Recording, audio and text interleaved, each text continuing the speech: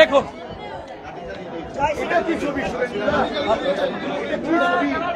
কাজ খোলা থাকলে আমার মাথা থাকতো, আমাকে আপনারা হসপিটালে পেতেন, নয় মর্গে পেতেন। 20 বার মোটা বাঁশ দিয়ে মেরেছে বিমান ব্যানার্জি গুন্ডা, অভিষেক গুন্ডা, সবাই জানে। আজকে বারুইপুর জানলো বিমান ব্যানার্জি একটা বড় গুন্ডা। 2026-এর বিধানসভা নির্বাচন রাষ্ট্রপতি শাসন ছাড়াও পশ্চিমবঙ্গে নির্বিঘ্নে করা সম্ভব, এমনটা যারা মনে করছেন আজকের পর্বে আপনারা কমেন্ট করে জানাতে পারেন।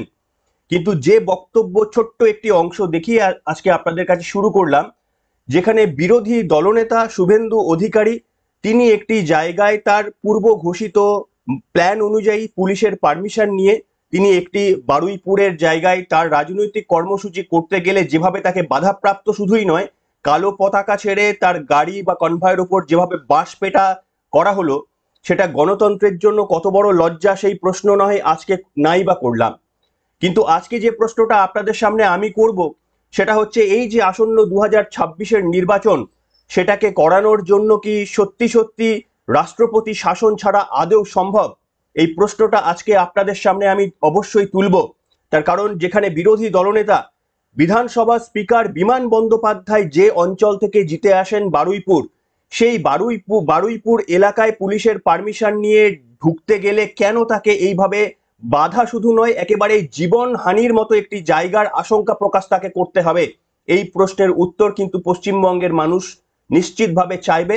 কারণ 2026-এর নির্বাচন এই প্রশ্নের উত্তর ছাড়া গেলে সেটা প্রহসন ছাড়া আর কোনো কিছুই হতে পারে না। আর আজকে এই তথ্য আপনাদের সামনে আমি দিতে চলেছি। নমস্কার, welcome to simple as ABC. আপনাদের সকলকে স্বাগত জানিয়ে শুরু করছি অত্যন্ত গুরুত্বপূর্ণ একটি খবর।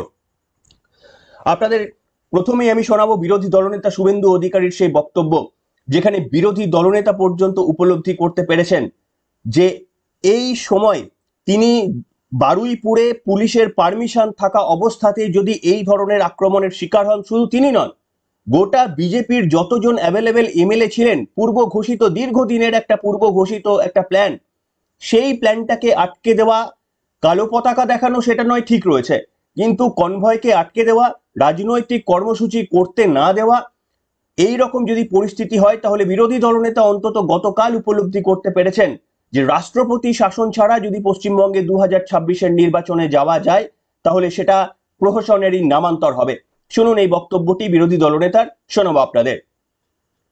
এটা লাস্ট লড়াই আমাদের যে দৃশ্য আজকে দেখেছি তাতে পশ্চিমবঙ্গে ভোট হতে পারে না। কেন্দ্রীয় সরকার এমএইচে আমাকে সিআরপিএফ দিয়ে রেখেছেন, জেড ক্যাটাগরি, তাদের ভূমিকা আমাকে বাঁচানো চেষ্টা করেন তারা।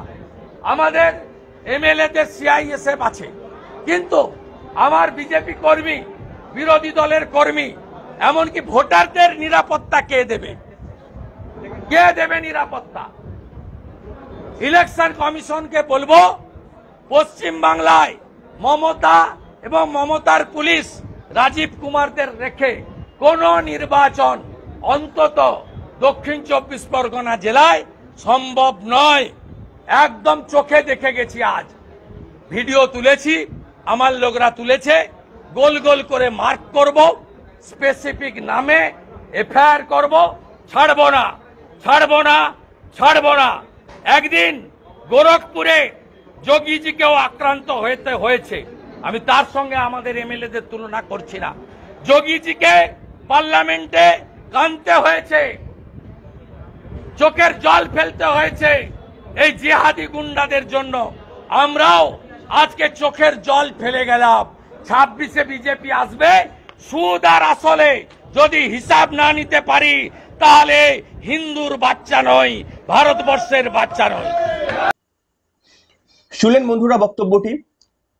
এবার আপনারা বলুন যে আপনাদের মধ্যে কতজন মনে করেন যে সত্যি সত্যি 26-এ একটা শান্তিপূর্ণ, মমতা বন্দ্যোপাধ্যায় যতদিন আমাদের রাজ্যে ক্ষমতায় থাকবেন ততদিন কি শান্তিপূর্ণভাবে নির্বাচন হওয়া সম্ভব? এটা কি আপনারা মনে করেন? যেভাবে ক্ষমতার লোভ, একেবারে যে কোনো যেন তেন প্রকারে ক্ষমতায় টিকে থাকতে গেলে যা যা করা দরকার সেই সব কিছু নিশ্চিত করছে, তা যদি না হয় স্পিকারের মতো এত বড় সম্মানীয় একটি পদ, সেই সম্মানীয় স্পিকার তার বিধানসভা এলাকায় কেন একটি রাজনৈতিক কর্মসূচি করতে দেওয়া হলো না, এই প্রশ্নের উত্তরটা অবশ্যই তৃণমূল কংগ্রেসকে দিতে হবে। কিন্তু আজকে আপনাদের সামনে আমি যেটা দেখাবো, একদিকে বিরোধী দলনেতা শুভেন্দু অধিকারী যখন তিনি তার শেডিউল প্রোগ্রাম করতে না পেরে তাকে ফিরে যেতে হলো, তখন আবার ঠিক রাজ্যসভায় দাঁড়িয়ে অমিত শাহ তিনি আওয়াজ তুললেন পশ্চিমবঙ্গের নির্বাচনের সময় যেভাবে বিজেপি সমর্থকদের, বিজেপি কর্মীদের আক্রমণের শিকার হতে হয়, সেই মারাত্মক ঘটনাকে তুলে ধরলেন লোকসভার মধ্যে, মাফ করবেন, রাজ্যসভার মধ্যে অমিত শাহ। সাকেত গোকেল, তৃণমূল কংগ্রেসের এমপি সাকেত গোকেল তাকে প্রশ্ন করে, অমিত শাহের উদ্দেশ্যে প্রশ্ন করেছিলেন। তার উত্তরে অমিত শাহ কি উত্তর জবাব দিলেন আপনারা শুনুন। নিশ্চিতভাবে সেটাই শুনলেই আপনারা বুঝতে পারবেন যে পশ্চিমবঙ্গের বুকে যে ধরনের নির্বাচনের হিংসার ঘটনা ঘটে যায়, সেটা যে বিরোধী দলনেতা তিনি শুধু রাজ্য থেকে গলা তুলছেন এমনটা নয়, এই বক্তব্য লোকসভা কিংবা রাজ্যসভার মধ্যে দাঁড়িয়েও আলোচনা হয়েছে। অমিত শাহ সেই বক্তব্য আপনারা শুনুন, কিভাবে একেবারেই চাঁচা ছোলা ভাষায় তৃণমূল কংগ্রেসকে জবাব দিয়েছেন অমিত শাহ। এই ছোট্ট বক্তব্যটি আপনাদের সামনে অবশ্যই শোনাবো, শুনুন। सर, मंत्री जी सवाल से पहले इतना डर गए, आगे क्या होगा मुझे पता नहीं। No, no. I did not even refer to the CBI or the anyway, sir. मैंने इन्होंने इंटरप्रिटेशन किया, डर गए। मैं किसी की कृपा से यहाँ नहीं आया हूँ भाई साहब। मैं 7 बार चुनाव जीत कर आया हूँ।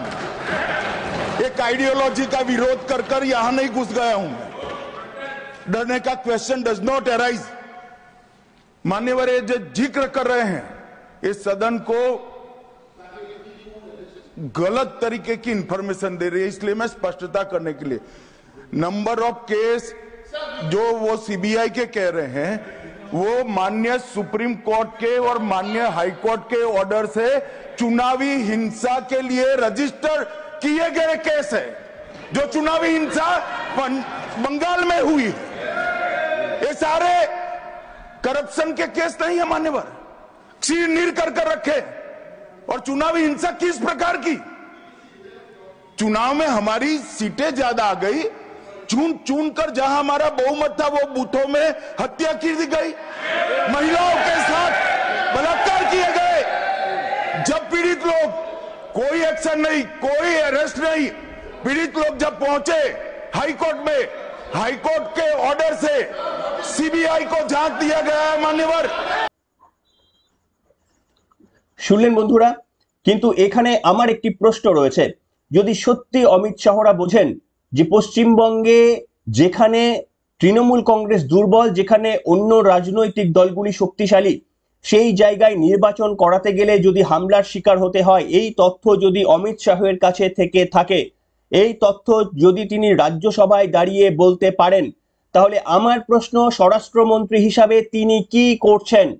পশ্চিমবঙ্গের মাটিতে হিংসা বন্ধ করে একটা নির্বাচন করানোটা যেমন ইলেকশন কমিশনের দায়িত্বের মধ্যে পড়ে, কিন্তু সেই রাজনৈতিক পরিস্থিতি যদি পশ্চিমবঙ্গের মাটিতে তৈরি না থাকে, তাহলে সেই রাজনৈতিক পরিস্থিতি তৈরি করার জন্য যা যা পদক্ষেপ নেওয়া দরকার, সেই পদক্ষেপগুলো কি অমিত শাহরা নিচ্ছেন? আদেও কি পশ্চিমবঙ্গে একটা গণতান্ত্রিকভাবে নির্বাচনের জন্য লড়াইয়ে প্রস্তুত করতে নিজেদের প্রতিশ্রুতিবদ্ধ করছেন কেন্দ্রীয় নেতৃত্বরা? যদি তারা ভেবে থাকেন যে দিল্লিতে এতদিন পরে যদি ক্ষমতায় আসা যায়, উড়িষ্যায় এতদিন পরে যদি ক্ষমতায় আসা যায়, তাহলে ঠিক এই একই হিন্দু মুসলমানের এই রাজনীতি করে পশ্চিমবঙ্গের বুকেও ক্ষমতায় তারা আসতে পারবেন, তাহলে আমি খুব অত্যন্ত ক্ষুদ্র হয়েও বলতে পারি, পশ্চিমবঙ্গের রাজনীতি একেবারেই দেখে অভ্যস্ত হয়ে থাকা এই জায়গা থেকে আমি বলতে পারি যে দিল্লির রাজনীতি, উড়িষ্যার রাজনীতি, হরিয়ানার রাজনীতি, ভারতবর্ষের অন্যান্য রাজ্যের রাজনীতির সঙ্গে পশ্চিমবঙ্গের রাজনীতি ঘুলিয়ে ফেলাটা একেবারেই উচিত হবে না। তার কারণ যে রাজ্যে শাসকের নাম মমতা বন্দ্যোপাধ্যায়, সেখানে কোনোভাবেই কোনো উপায়ে খুব সুষ্ঠুভাবে নির্বাচনের মাধ্যমে মানুষের ম্যান্ডেট মেনে নেওয়া হবে এমন পরিকল্পনা রয়েছে। যদি এখনো ভেবে থাকেন কেন্দ্রীয় নেতৃত্বরা, তাহলে আমাদের বলতেই হয় যে সত্যি তৃণমূল কংগ্রেস যে দাবি করে যে পশ্চিমবঙ্গের রাজনীতি বিজেপিরা বোঝেই না, আমাদেরও বলতে হবে হ্যাঁ সত্যিই তাই। পশ্চিমবঙ্গের রাজনীতি কেন্দ্রীয় বিজেপি বোঝে না। তা যদি না হয় তাহলে 1 বছর আগে থেকে তৃণমূল কংগ্রেস যখন সাংগঠনিক ঘুঁটি সাজাতে শুরু করেছে তখনও পর্যন্ত বিজেপির রাজ্য সভাপতি পর্যন্ত কে হবে এইটুকু সিদ্ধান্ত নেওয়া হয় না। তারা যদি ভেবে থাকে মাত্র 2 মাস লড়াই করে দিল্লি জেতা যায়, মাত্র 3 মাস লড়াই করে উড়িষ্যার মাটি দখল করা যায়, আর এই একইভাবে 2 মাস বা 3 মাস পশ্চিমবঙ্গে প্রচারের ঝড় তুলে কখনো প্রধানমন্ত্রী কখনো স্বরাষ্ট্রমন্ত্রী তাদের একেবারে কঠিন হিন্দিতে বক্তব্য রেখে পশ্চিমবঙ্গের মানুষের মন জিতে নেবেন, তাহলে তারা মমতা বন্দ্যোপাধ্যায়ের রাজনীতি সম্পর্কে অবগতই সম্ভবত, মানে তারা জানলেও তারা কতটা গভীরে জানেন সে নিয়ে সন্দেহ আমাদের রয়েছে। তার কারণ বিরোধী দলনেতাকে কোন জায়গায় না আটকানো হচ্ছে আপনারা একটু কল্পনা করে দেখুন। এমনিতে বিরোধী দলনেতাকে সাসপেন্ড করে রাখা হয়েছিল বিধানসভা থেকে। বিমান বন্দ্যোপাধ্যায় একদিকে বিধানসভার মধ্যে ঢুকতে দেওয়ার পারমিশনটা কেড়ে নিয়েছিলেন 1 মাসের জন্য বিরোধী দলনেতার কাছ থেকে। তার অপরাধ হিন্দুদের বিভিন্ন জায়গায় আক্রমণ হচ্ছে, তার প্রতিবাদে তিনি ওয়েলে নেমে বক্তব্য বলার জন্য আবেদন জানিয়েছিলেন, তার বক্তব্য বলতে দেওয়া হয়নি। তাকে একদিকে বিধানসভার মধ্যে ঢুকতে দেওয়া হচ্ছে না, অন্যদিকে বিধানসভার বাইরে তিনি যখন কোনো মন্তব্য রাখার চেষ্টা করা হচ্ছেন তখনও পর্যন্ত তাকে বিরোধিতা করা হচ্ছে। সেখানে পর্যন্ত শুভেন্দু অধিকারী প্রাণ সংশয়ের আশঙ্কা করছেন। কেন? তা তিনি বলছেন যে আমাকে পরিমণ্ডল করে পরিবেষ্টিত করে যাদেরকে রেখে দেওয়া হচ্ছে তাদের কাছে কোনো পরিচয়পত্র নেই। তারা কি বিধানসভার কোনো কর্মী নাকি তারা রাজনৈতিক কোনো কর্মী, এই রকম কোনো পরিচয়পত্র তাদের কাছে নেই, অথচ আমাকে বিধানসভা থেকে বিধানসভার গেট থেকে পর্যন্ত আটকে দেওয়া হচ্ছে। অর্থাৎ বিধানসভার মধ্যে তিনি ব্রাত্য, বিধানসভার বাইরে তিনি ব্রাত্য, এমনকি বিধানসভার যিনি স্পিকার তার বিধানসভা এলাকাতেও বিরোধী দলনেতা ব্রাত্য। আর এটা নাকি আমাদের পশ্চিমবঙ্গে গণতন্ত্র। আপনাদের শোনাবো সেই অংশটি। বিরোধী দলনেতা যখন বিধানসভার বাইরে দাঁড়িয়ে তার ক্ষোভ প্রকাশ করে বললেন যে আমাকে কারা ঘিরে ধরছে তাদের কোনো পরিচয় পত্রটি পর্যন্ত নেই। শুনুন এই বক্তব্যটি আপনাদের শোনাতে চাইবো, শুনুন। আমাদের লোকরা প্রেস করছে, সেখানে গিয়ে ব্লক করছে, আমাকে অবস্ট্রাকশন করছে। আমি এলওপি, আমার জন্য অ্যালটেড গেট হচ্ছে সাউথ গেট, দে আর ব্লকিং মি এবং অল আর প্লেন ক্লথ। এরা কোন পার্টির ক্যাডার না কোন গভর্নমেন্ট থেকে পাঠিয়েছে, নো আইডেন্টিটি। আমরা যে কোনো সময় এদের দ্বারা আক্রান্ত হতে পারি। আমরা সাংবিধানিক বডিতে মেম্বার, আমরা নির্বাচিত প্রতিনিধি, আমরাই আনসেফ। কি করছে দেখুন এখানে। শুনলেন বন্ধুরা, এই হচ্ছে একটা রাজনৈতিক পরিস্থিতি। আমার বক্তব্য হচ্ছে দেখুন, রাজনৈতিক পরিস্থিতি যেমনই হোক না কেন এটা পরিবর্তনের জন্য শুধুমাত্রই যদি সুকান্ত মজুমদার, দিলীপ ঘোষ এবং শুভেন্দু অধিকারীর ওপর দায়িত্ব চাপিয়েই ভাবা হয় যে পশ্চিমবঙ্গে পরিবর্তন চলে আসবে, আমার ব্যক্তিগতভাবে মতামত কোনোভাবেই এই পরিবর্তন হবে না। অন্তত 10 থেকে 15 বছর মিনিমাম পশ্চিমবঙ্গে মমতা বন্দ্যোপাধ্যায় এখনো রাজ করবেন।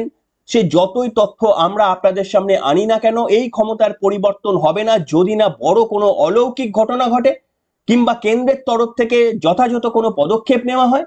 আর না হলে আমাদের কেন্দ্রীয় তদন্তকারী সংস্থা যে ধরনের অভিযোগ তারা পেয়েছেন, টিভির মাধ্যমে যে সমস্ত খবরগুলো আমরা জানতে পেরেছি, সেই খবর জানার পরেও যেভাবে দুর্নীতিগ্রস্ত তৃণমূল কংগ্রেসের নেতারা, যাদের লাইভ স্ট্রিমিং এ আমরা বিভিন্ন রকমের চুরি দুর্নীতি চোখের সামনে দেখেছি, একের পর এক জামিনে তারা যখন খালাস হয়ে যাচ্ছেন, তারা মুক্তি পেয়ে যাচ্ছেন, সেই এই রকম যদি একটা বাঁধন দিয়ে কেন্দ্রীয় সরকার ভাবে যে তৃণমূল কংগ্রেসকে তারা রুখে দেবে পশ্চিমবঙ্গের মাটিতে, তাহলে তারা মূর্খের স্বর্গে বাস করছে। এ নিয়ে কোনো দ্বিধা এবং দ্বন্দ্ব অন্তত ব্যক্তিগতভাবে আমার নেই। আপনারা জানেন কিনা জানি না, শেখ শাহজাহান তিনি এই মুহূর্তে জেলের অন্তরালে রয়েছেন। সেই জেলের অন্তরালে বসে তিনি সন্দেশখালীর এখনো পর্যন্ত কিছু প্রতিবাদীদের শাসাচ্ছেন, বলছেন আমি আর কিছুদিন পরে বেরিয়ে যাব, তারপরে তোমাদের আমরা দেখে নেব। অর্থাৎ জেলের মধ্যে পর্যন্ত মোবাইল ফোনের অ্যাক্সেস থেকে শুরু করে যাবতীয় সুযোগ সুবিধা বিরোধী দলনেতা বলছেন সব রকমের মাংস খাওয়ার সুযোগ করে দেওয়া হচ্ছে। অন্যদিকে টেলিফোন থেকে সমস্ত রকমের সুযোগ পাচ্ছেন, আর সেই সুযোগ ব্যবহার করে এখনো পর্যন্ত জেলের মধ্যে থেকে সেই থ্রেট তারা চালিয়ে যাচ্ছেন।